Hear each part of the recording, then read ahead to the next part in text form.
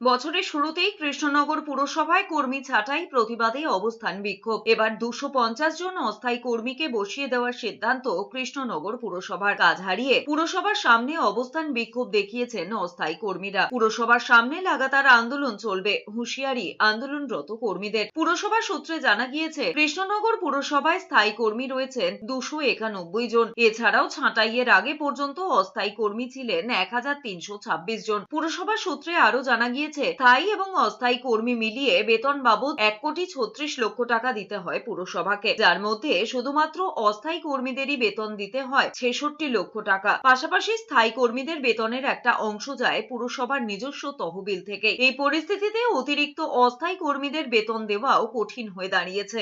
আমাদের প্রতিবাদ একটাই, আমাদের পুনর্বহাল করতে হবে। আমরা দীর্ঘদিনের অস্থায়ী পুরনো কর্মী, আমাদের কি কারণে বসানো হলো এসডিও ম্যাডামকে জবাব দিতে হবে। কেন বসানো হলো, আমাদের কি খামতি ছিল, কি অপরাধ ছিল।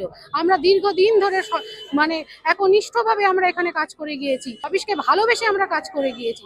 কেন আজকে আমাদের এই পরিণতি হলো, কেন করলো, এত মানুষকে কেন কর্মহীন করে দিল?